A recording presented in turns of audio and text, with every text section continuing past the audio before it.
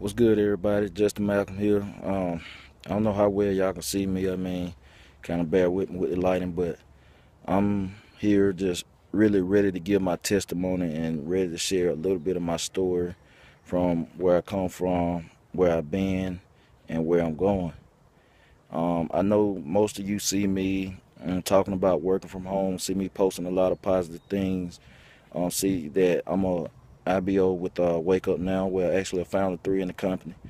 And I mean, it working from home literally has changed me and my family's lives, and changed me as a person too. And the events in my life changed me as a person and brought me to this point where I am now.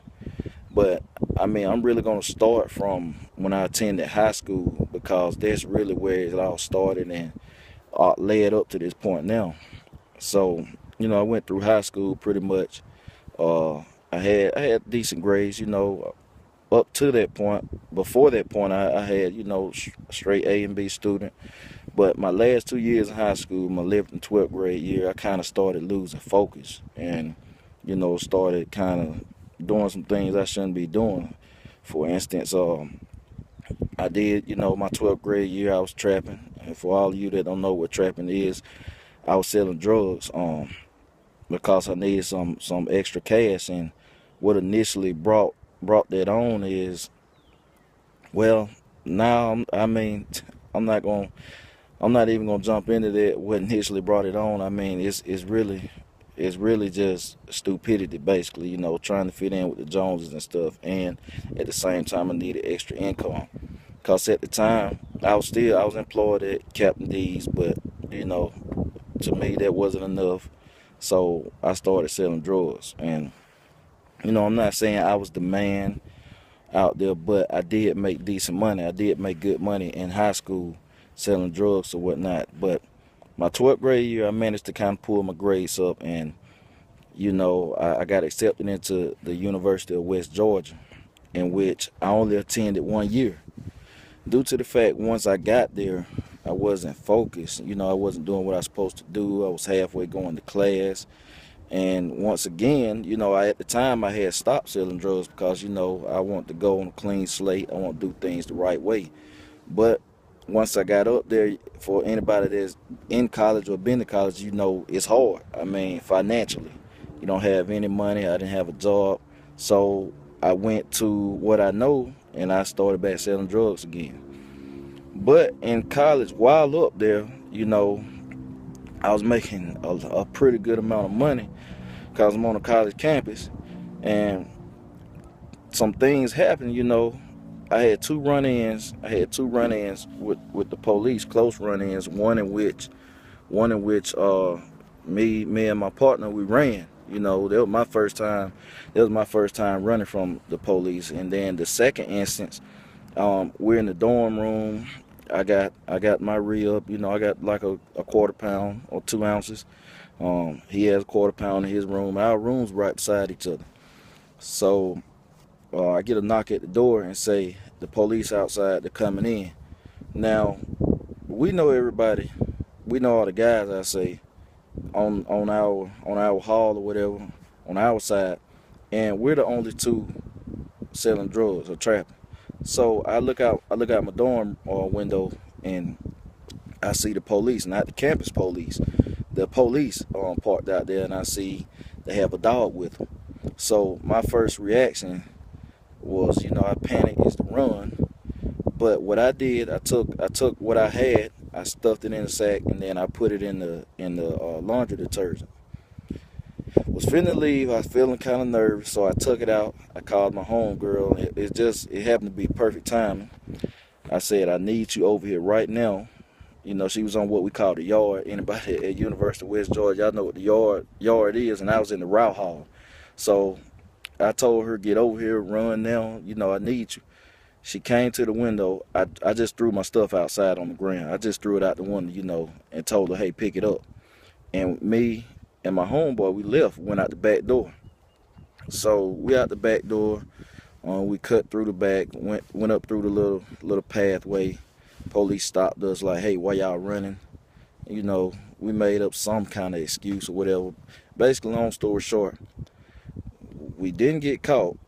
I mean, I didn't go back to the dorm for that night or whatever. We didn't get caught, but by that happening, two run-ins back to back in the same week, it was a sign to me from God, like I need to leave this alone. It's not the thing to be doing. So from that point on, I pretty much gave my work away, and from that day on, I never touched anything again. I never said I would touch anything again, and I never did. And the whole time I was thinking, like, if my mama found out, or my grandma, how bad that'll hurt them. But at the same time, it was stupidity. I wasn't thinking. I'm like, that's all I know. Like, I mean, I wasn't raised like that. I got great parents. I wasn't raised like that. It's just, you be a product of your environment and what you around.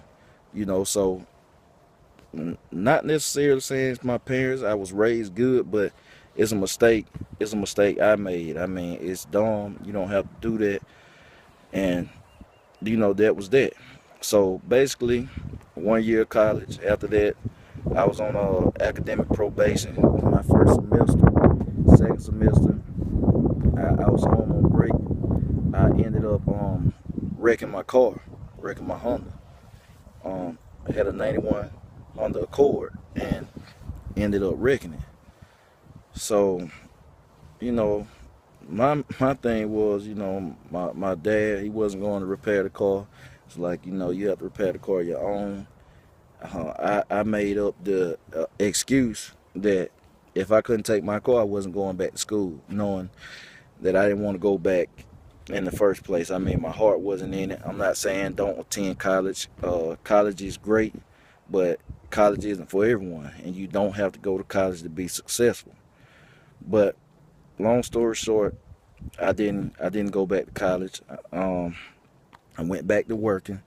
Ended up working at Captain D's a little while. Then shortly after, I quit. I ended up quitting there, and I started working at the shop with my cousin, working at his mechanic shop. And it was okay money. He did what he could do for me, but I wanted more. So I finally got employed at Walmart Distribution Center, where I worked at that place for 6 years. 6 years. I brought this out here. 5-year pen. I mean, this is what I got for working there 5 years. And maybe another 25-cent raise. But I worked at Walmart. I got something else here. And I was a top associate. Like, plenty would tell you that I was a top associate. I busted my ass and stuff. There goes proof. I still have this. I got plenty of these. I got a lot of these, which is great and everything. But I started off at $13.50. When I first got hired, I started out at $13.50. When I quit, I had capped out at $18.95. So $5.45. I had to work 6 years to get $5.45 of raises, in which that's where it stopped. I mean, I wasn't getting no higher. I mean, that's it. I busted my ass, it's that. But after a while, I saw this not it. I was still living check to check. I was on my own, had a one bedroom apartment, and still living check to check. I mean, after all my bills paid, after gas and everything, I maybe had $100 or $50-something to my name. We got paid bi-weekly. That's not the life I want to live. I always had an entrepreneur spirit, and that's not the life I wanted to live. So I was like, something got to change. So I want 2011. I can't call the exact month, but 2011. My big brother, DeMarcus Ford. I know y'all probably see me tag him on Facebook, talk about him and stuff. He's from South Carolina, and we actually linked up back in 2007 through my car club. A lot of you that know me on CEO of my car club, Young Stunners, and we linked up. He came to one of our car shows, and he was starting his thing, Old School Kings, and man, it's just like it's like we clicked, man. Like like there was my brother from another mother or my long lost brother. We just clicked, and from there, man, we rolled together. Like everything we did together. We did the video work together, cause I know a lot of you know I'm a videographer and stuff. I film a lot of events. I do the photography and all this film work we did together. So 2011, he got hired for a job in which he went to film this seminar, this business seminar. Now it was I want to say a 5 or 6 hour presentation, and for the first 45 hours he didn't even pay attention to what he was filming. He was just there filming. But the last hour he started paying attention to what he was filming, and he was interested. He said he asked a few people afterwards, what is this, what it's about. And soon as he left, before he even left the parking lot good, I was the first person he called. And he said he was real excited. You know, he was like, man, it's something. It was called YTB. That's the first network marketing company I worked for. And he was real excited, and he was like, man, this is it. He said, I got something. He said, man, we need to get in it. You know, we need to roll with it. Like this it. And I trust him so much that I didn't even have to do any research. I didn't ask any questions. I was just like, you feel this good about it? Let's do it. So we spent it was $200 to start. We spent our last $200. No lie. Like my last 200, his last 200, because he had this much faith in it, and I'm gonna roll with him. You know, when you trust somebody, that's what you do. You trust them. So I didn't have to ask no questions. I paid the $200, and basically we got started. Now, anybody that knew me up to that point, y'all know, man, dress clothes, church clothes, or whatever you want to call them, that wasn't me. I couldn't think of the last time I dressed up. I mean, it just wasn't me. I was like, I'm not feeling it. So I went to the first meeting, and my first time going, I was like, man, I'm not feeling this. This is not my crowd of people.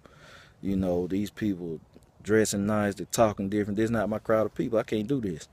But, you know, I want to just give a thanks while I'm at this point to Donald Bradley, you know, and Joy Dawkins, because those were two of my mentors in this company. Donald Bradley cleared $1 million in 1 year with the company, and these two people know business. They know business. They got my head in the game. They got my mind straight.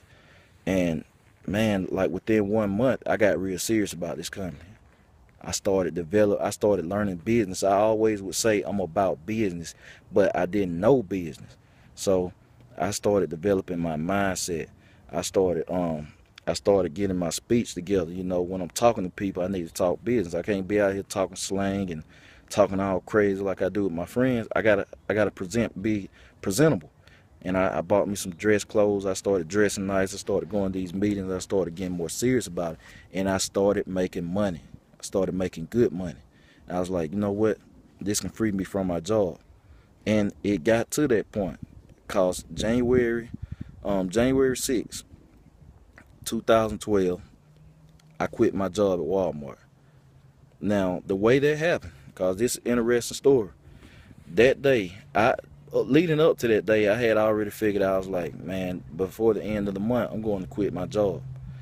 And we have something at Walmart. They have something called a matrix, and you get 3 steps. Once you get on the 3rd step, anything you do after that, whether it's production, which we had to operate at 95% at all times, whether it's production or a missed punch or being late, tardy, I mean anything. If you're on a step 3, you're out the door after that.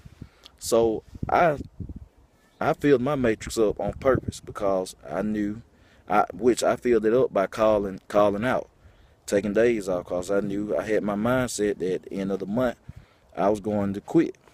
So January 6, 2012, I remember being on the floor and my phone just going off in my pocket back to back to back, which it never does that. I mean, just ringing like back to back. So I went in the bathroom and looked at my phone. It was my mama calling me back to back. So I went in the office out there on the floor to call her back, see what's going on. And she called and said my brother Chris was in the hospital and had a real bad seizure, and it wasn't looking good for him. And that hit me, you know, that hit me like you know, I'm stunned because my brother, he's not old at all.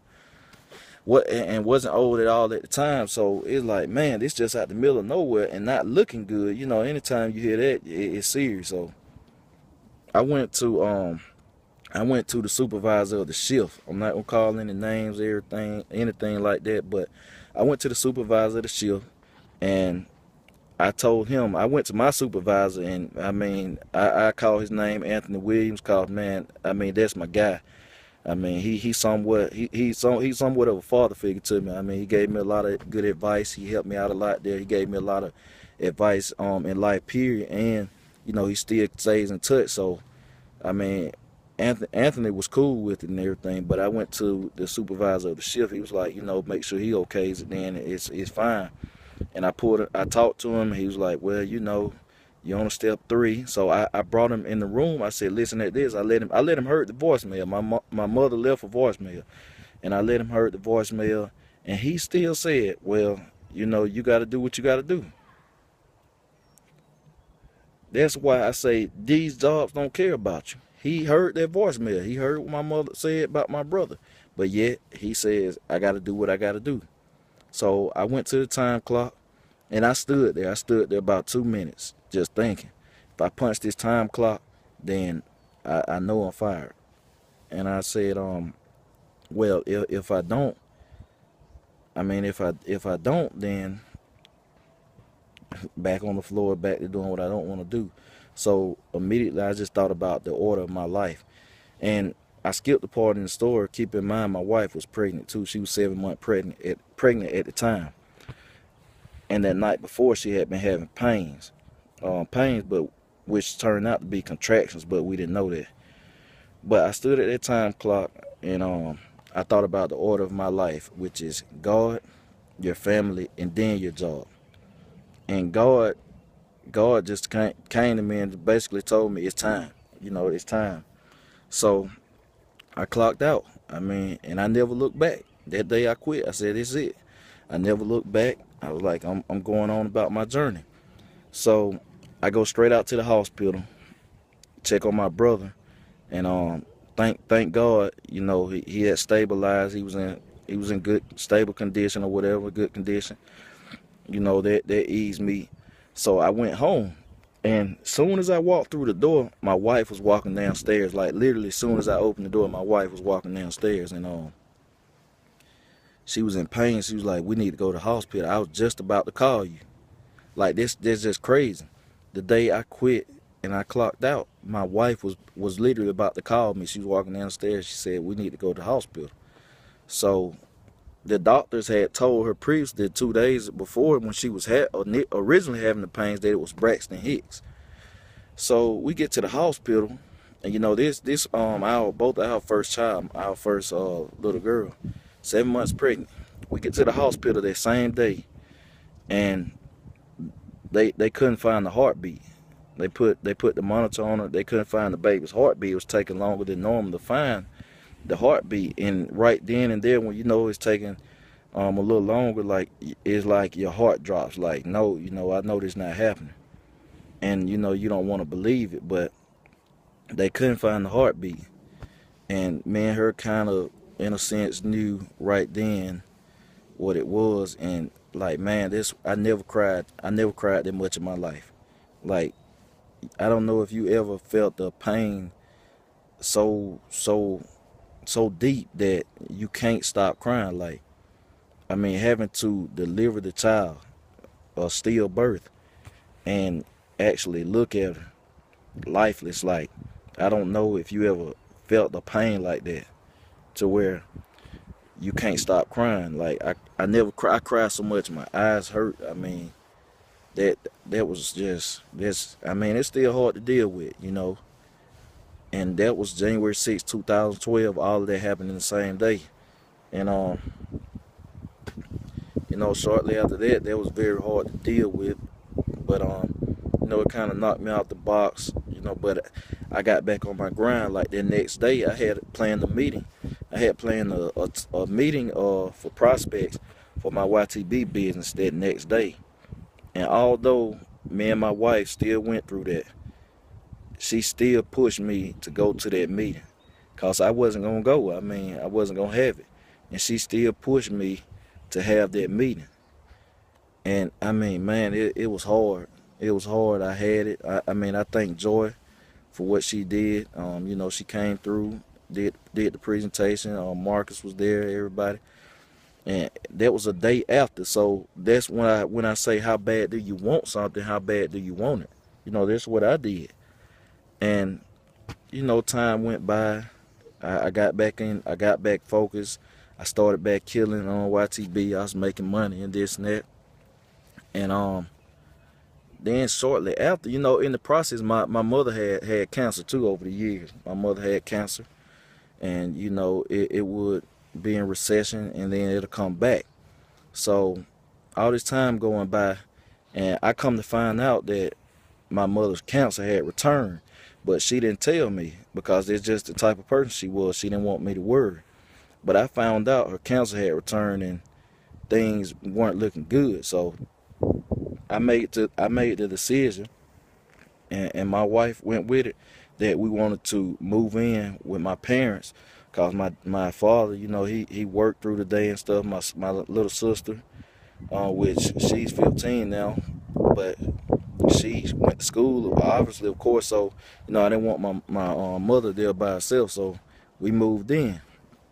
And all I can say, I think we moved in April. I think it was April. All I can say, those were the hardest 4 months of my life. Like, I just look at cancer another way now. Like, you hear somebody say a person has cancer, and it's just like, man, it's messed up. But when you see what it does to a person, like, you, that's close to you and dear, like, it's just on a whole nother level. And man, just to see my mama, if y'all knew my mother, like, that's this beautiful lady right here. If y'all knew my mother and knew what type of person she was, y'all know she was lively. She was always laughing and dancing, and you know, a smile on her face, and just love to have a good time, life of the party. And just to see her when I, you know, go through her days to where she wouldn't even smile. You know, my mother sat in the recliner most of the day. She wouldn't even smile, and just to see all the weight she lost. Like, she literally went through a transformation. Just to see all the weight she lost, and barely could eat, didn't have an appetite. And man, it was just hard. I mean, y'all just bear with me. I mean, it was hard, like, just seeing it. And then I never forget the day, one Friday, I was there with her, and I was sitting in the kitchen doing my work, working from home.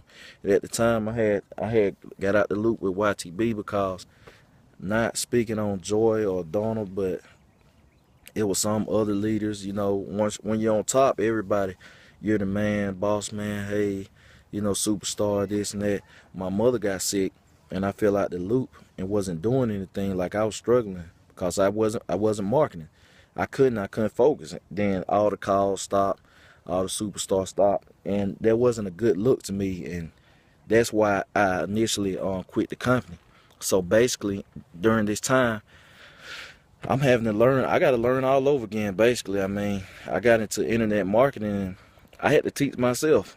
I mean, me and Marcus, like, we dropped out, and we had to learn how to leverage the internet, literally. So, like, we literally spent thousands of dollars trying things before we found out what worked. And then shortly after, we finally, you know, got back to rolling and making good money, real good money. But back to my mother, like, I never forget that Friday, sitting in there, and then she asked me, I was heading to town, and she asked me to go to Wendy's and pick up a burger. So I went to Wendy's and picked up a burger, and basically I went to sleep that night, and I woke up the next day, and my mother was barely coherent. Like, she wasn't talking. Just that fast. Like, she wasn't talking. And from that day on, those last 2 weeks, it was just, you know, crying, pain, pain, like just having to see your mother cry, a woman that didn't never cry, crying in pain is hard. So, it was just crying and stuff, and next thing you know, she's having to go to a hospice, and that's where she spent her last days. I never forget that the day before, my mother hadn't talked, said nothing. She would just look at people and stuff. That last day is like she just became coherent, and I never forget her saying, "I love you so much." Like just looking at us saying, "I love you so much." I never forget. I never forget that. Like, and in August, she passed. She passed, and you know had lived her last days. And man, it's hard. Like it's still hard today. So you looking at 2012, I lost my daughter and my mother in the same year, and I was struggling because I fell out the loop and had to learn all over again.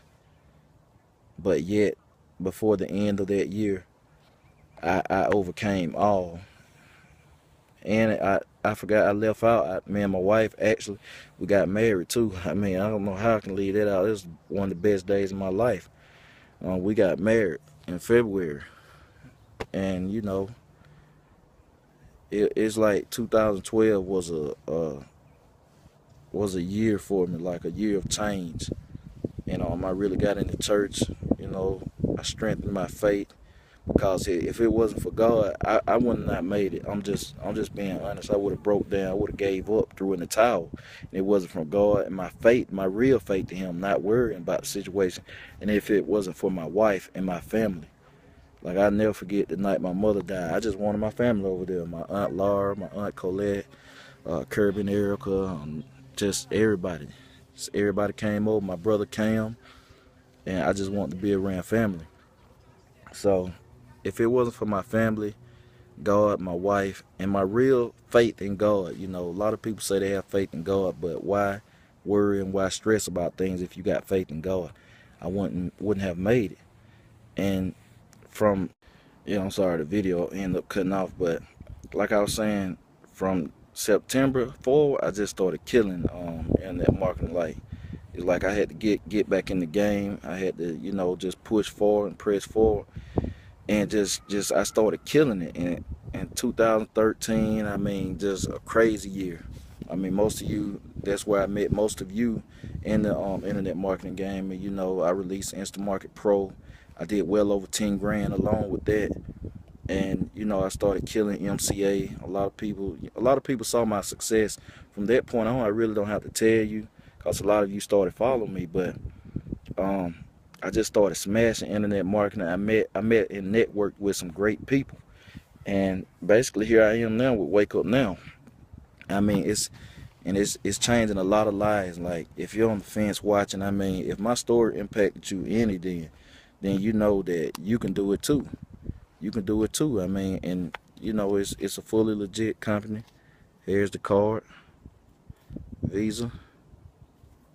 So it's a legit company. You can get that out your head or whatever. It's changing a lot of lives, but residual pay. I mean, true retirement income, and it's more than a company to me. It's a lifestyle because it encourages helping people. Like I can't succeed without helping you get to where you want to be, and that's what I've always been about. Like I connected with some amazing people, I mentored some amazing people, and I helped a lot of people duplicate my success. So I just really wanted to share my story.